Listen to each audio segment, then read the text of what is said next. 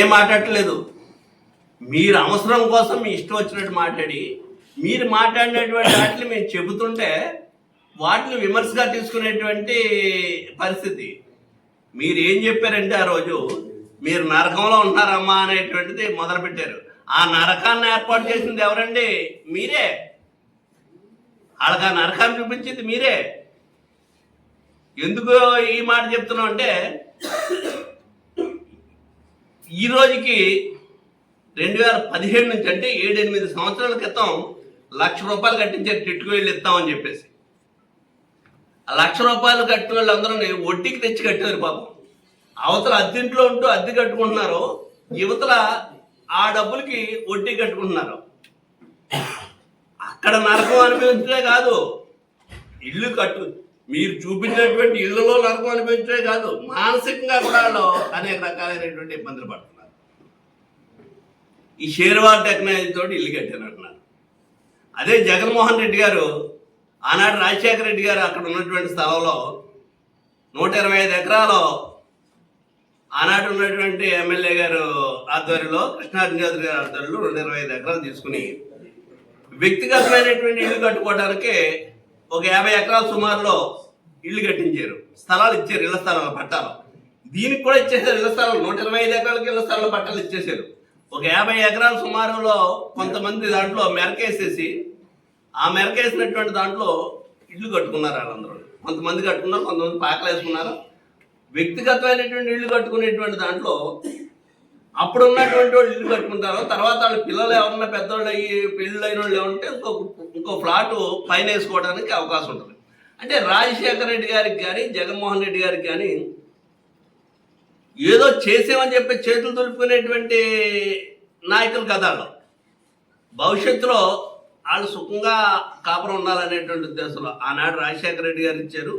ఈనాడు జగన్మోహన్ రెడ్డి గారు కూడా సుమారు 25 లక్షల మందికి రాష్ట్ర వ్యాప్తంగా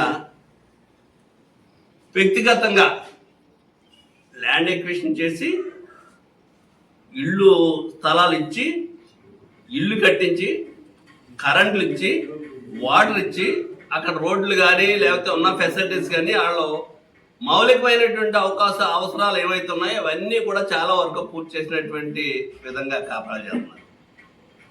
మీరు ఎప్పుడో 8 ఏళ్ళ క్రితం 10 ఏళ్ళ క్రితం వచ్చే షేర్వాల్ టెక్నాలజీ అని చెప్పి చెబుతూ మీరు ఇక్కడ ఇంకో మాట కూడా చెప్పారు. షేర్వాల్ టెక్నాలజీ అంటే నేను మాట్లాడుతున్నది కాదు, మీ మంత్రి గారు, మీరు తీసుకొచ్చినటువంటి మంత్రి గారు నారాయణ గారు ఇల్లు కట్టాలనడం కోసం ప్రపంచం అంతా తిరిగారు. ప్రపంచంలో అనేక దేశాలు తిరిగి ఆ దేశాల్లో ఉన్నటువంటి టెక్నాలజీ అంతా చూసి వచ్చి ఇల్లు కడుతున్నారు. ప్రపంచం అంతా తిరిగి దేశాల్లో ఉన్నటువంటి టెక్నాలజీ తీసుకురావాల్సినటువంటి అవసరం లేదు. పేదవాడికి ఇల్లు ఎలా ఉండాలనేటువంటిది వాడు శుభ్రంగా సంతోషంగా తిన్నా తినకపోయినా ఇంట్లో సంతోషంగా పడుకునేటువంటి విధంగా ఉండాలి. ఈవేళ ఎవరైనా సుఖంగా ఉన్నారు? అక్కడ పైనుంచి వర్షం లీక్ అయిపోతుంది, బాత్రూంలో వాడిన నీళ్లు బయటకు వెళ్ళేటువంటి పరిస్థితి లేదు, తాగటానికి నీళ్లు ఎక్కడి నుంచి తెచ్చుకోవాలో తెలియని పరిస్థితి లేదు. దానికి ఏదన్నా ఒక వరండాలాడుతుంటే బట్టలు తుక్కోవటమో బట్టలు ఆరేసుకోవటమో లేకపోతే తిన్న సామాన్లో గిన్నెలు అక్కడ పెట్టుకోవటానికో దేనికో ఉండేది. ఇలాగా మనిషి ఇలా తిరగటానికి లేనటువంటి పిచ్చిపుళ్ళ కింద ఉన్నటువంటి ఇల్లు కట్టేసి ప్రపంచం అంతా తిరిగి వచ్చి ఇల్లు కట్టానని చెప్తాడు మంత్రి గారు.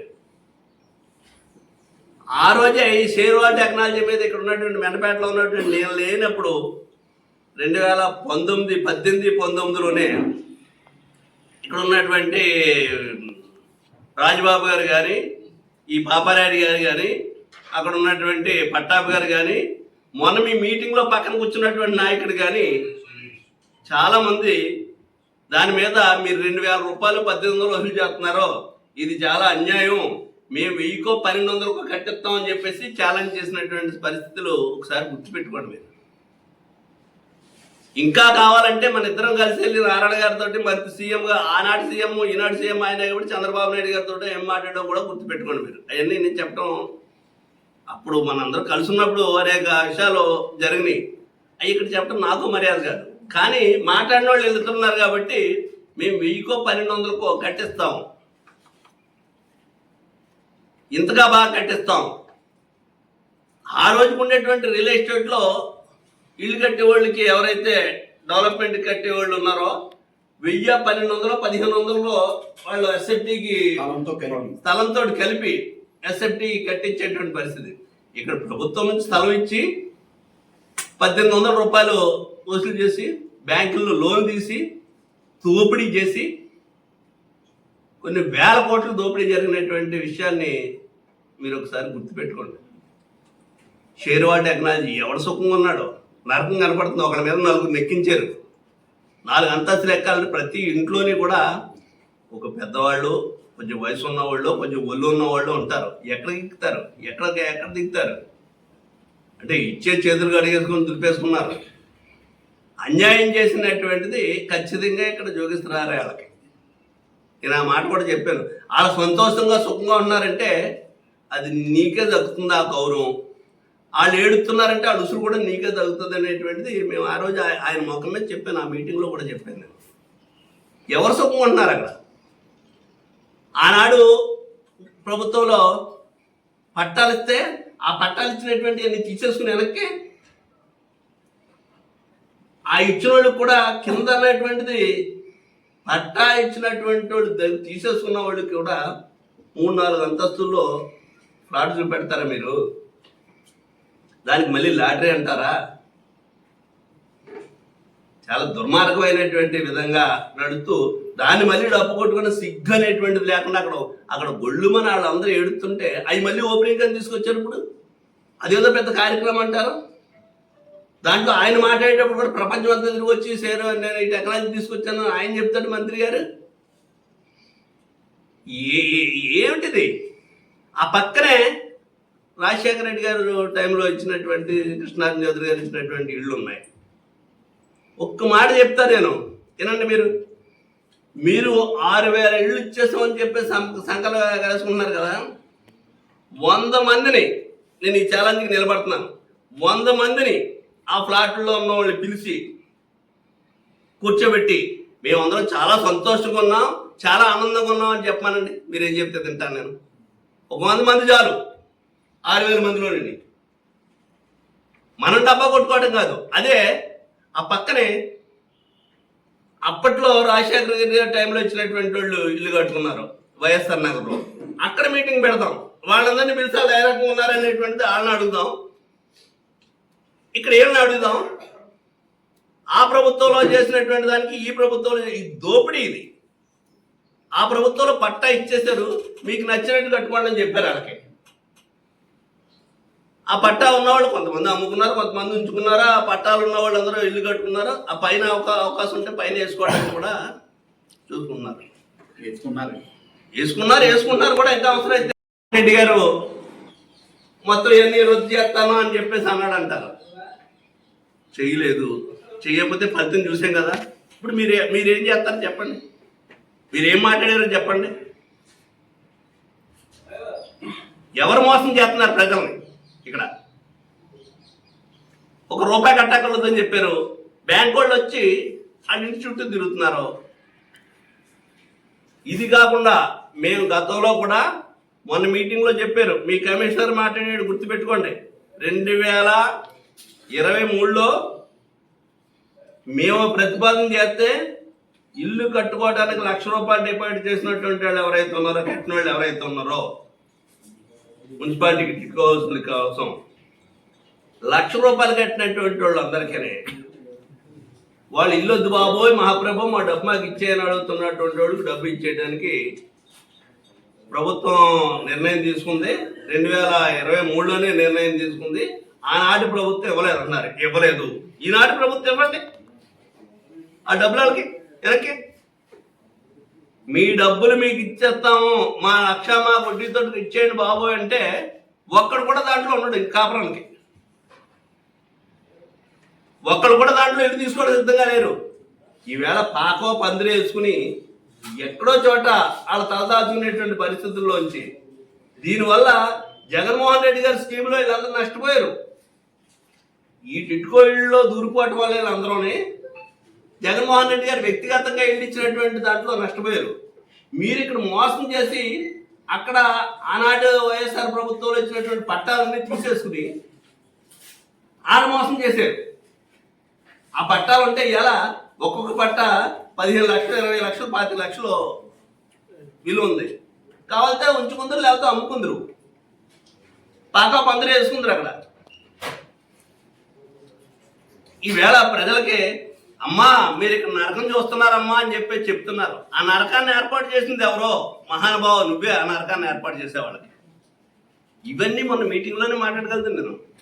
ఏదో గొడవ పెట్టడానికి వచ్చానని చెప్పేసి లేనిపోయినటువంటి బురదజల్లే అవకాశం అలవాట్లు మీకు ఉన్నాయి కాబట్టి ఆ రకంగా బురదజల్లుతారేమో అనేటువంటి దశలో అది మర్యాద కాదు, ఏదో అందరూ ఉన్నారు జనంలో అని చెప్పి చెప్పలేదు. కానీ ఈరోజు నేను చెప్పినటువంటి అన్నిటికి మీరు ఖచ్చితంగా సమాధానం చెప్పి తీరాలనేటువంటి డిమాండ్ చేస్తున్నాను. ఉన్నవాళ్ళు 4వ అంతస్తులోని 4వ ఫ్లోర్లోని 3వ ఫ్లోర్లోని ఎవరన్నా కాపలా ఉన్నారేమో వెళ్ళి చూడండి, నేను వస్తాను, ఇద్దరు కలిసి వెళ్దాం. మనం దీనికి డబ్బా కొట్టుకోవడానికి మనకు సిగ్గు అనేటువంటిది లేకుండా మాట్లాడుతున్నాం అనేటువంటిది ఆ మీటింగ్ ఆ జనం అందరినీ పిలిచారు. వస్తారు, తప్పే ఉంది. వాళ్ళు ఏదో పిలిస్తే పార్టీ మీద గౌరవం, మన మీద గౌరవం వస్తారు. వచ్చారని చెప్పేసి తప్పట్లు కొట్టుకోవడం, డబ్బాలు కొట్టుకోవడం కాదు. ఒక 100 మందిని తీసుకొచ్చి మీరు అక్కడ కూర్చోబెట్టి మేము చాలా సంతోషంగా ఉన్నాం, చాలా సుఖంగా ఉన్నాం అనేటువంటి చెప్పించండి. మనందరం వెళ్ళి అక్కడ ప్రెస్ వాళ్ళని తీసుకెళ్ళి కూర్చోబెట్టి మాట్లాడదాం. నీళ్లు లేవు అక్కడ. ఈరోజు కూడా అక్కడ ఉన్నటువంటి సెప్టిక్ ట్యాంక్ సంబంధించినటువంటి వాటర్ డ్రైన్లోకి తీసుకెళ్ళాలనేటువంటిది ఏం డ్రైన్ అది, గుమ్లే డ్రైన్, గుడ్డికాలువ. ఆ గుడ్డికాలలో తీసుకెళ్దాం అనేటువంటిది ఆ రోజు మేము ప్లాన్ చేసాం, అవ్వలేదు. ఇప్పుడు మీరు అక్కడ ఉన్నటువంటి కనీసం వాళ్ళ అవసరాలు కదా ప్రతి ఒళ్ళకి, ఇవన్నీ మానేసి అక్కడ మంచినీళ్ళు లేవు, ఏమీ లేవు. ఇవన్నీ మానేసి మేము 6,000 ఇల్లు కట్టాం, 8,000 ఇల్లు కట్టాం. అయితే ప్రపంచంలో ఉన్న టెక్నాలజీ అంతా పట్టుకొచ్చి ఇక్కడ పెట్టాము. ఈ షేర్వా టెక్నాలజీతో మీరు ఇల్లు కట్టుకోవచ్చు కదా, ఎందుకు కట్టుకోవట్లేదు?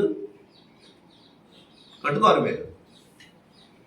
ఒక మేక్ కొట్టి ప్రతి ఇంట్లోని మనకున్నటువంటి ఇళ్ళు ఉన్నాయి. పేదవాడు ఇంటి ఉంటుంది, ఇంట్లో నుంచి బయట నుంచి వచ్చిన తర్వాత సర్టిప్పి అక్కడ తగిలించుకోవడానికి ఒక మేకు కొట్టి దాన్ని తగిలింది ఉంటారు. లేకపోతే తడిపిన బట్టలు ఆరేసుకోవడానికి 2 మేకులు కొట్టి ఆరేస్తుంటారు. అవి ఏమి లేవు. ఇది కాకుండా బ్యాంక్ లోన్లు ఏదైతే మీరు వచ్చిన మాట, నేను ఇచ్చిన మాట కాదు ఇది. మొన్న మీటింగ్లో కూడా చెప్పాను. మన మీటింగ్లో చెప్పింది అది తొందరగా చేయండి అని చెప్పాను.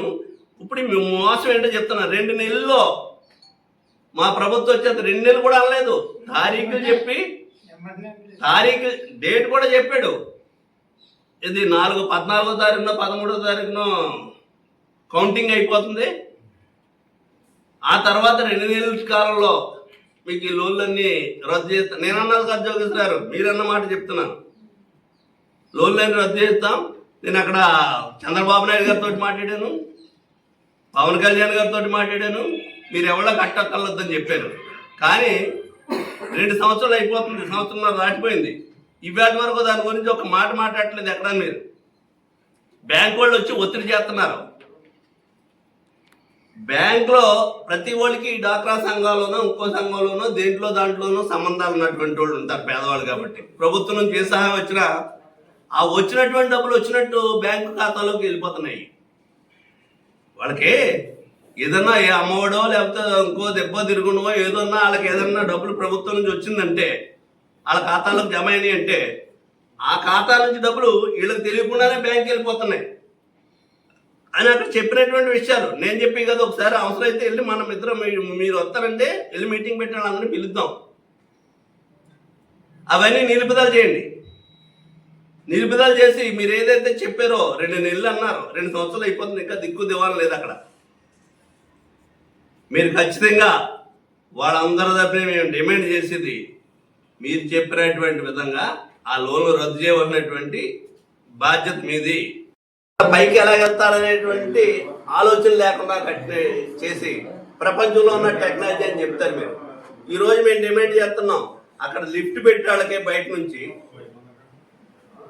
అది ఆ లిఫ్ట్ గా ఖర్చు ప్రభుత్వమే భరించి దాని మెయింటెనెన్స్ కూడా ప్రభుత్వమే భరించి అది మున్సిపాలిటీ టిట్కో ప్రభుత్వం అనేటువంటిది మీరు ఆలోచించుకోండి. ప్రజలకు ఆ రకమైనటువంటి సౌకర్యాలు కల్పిస్తే కాస్తో కోస్తో ఊరకు కలిగినట్టు అవుతాడు. ఎంతో కొంత ఖచ్చితంగా మా డిమాండ్ దీంట్లో లిఫ్ట్ పెట్టాలి. వాళ్ళందరూ 4వ ఫ్లోర్ కంటే వెళ్ళాలంటే లిఫ్ట్ పెట్టాలి. లిఫ్ట్ పెట్టాలంటే లిఫ్ట్ పెట్టడానికి కావాలన్నటువంటి ప్రయోజనం ఉంది, బయట నుంచి పెట్టుకోవచ్చు. ఆ లిఫ్ట్కి ₹1 కూడా పేద ప్రజల దగ్గర వసూలు చేయడానికి వీల్లేదు. ఆ లిఫ్ట్ మెయింటెనెన్స్, రెగ్యులర్ మెయింటెనెన్స్ కూడా ప్రభుత్వం భరించాలి. మీరు నిజంగా పేదవాళ్ళ మీద ప్రేమాభిమానాలు ఉంటే ఆ ఏర్పాటు చేయండి. కనీసం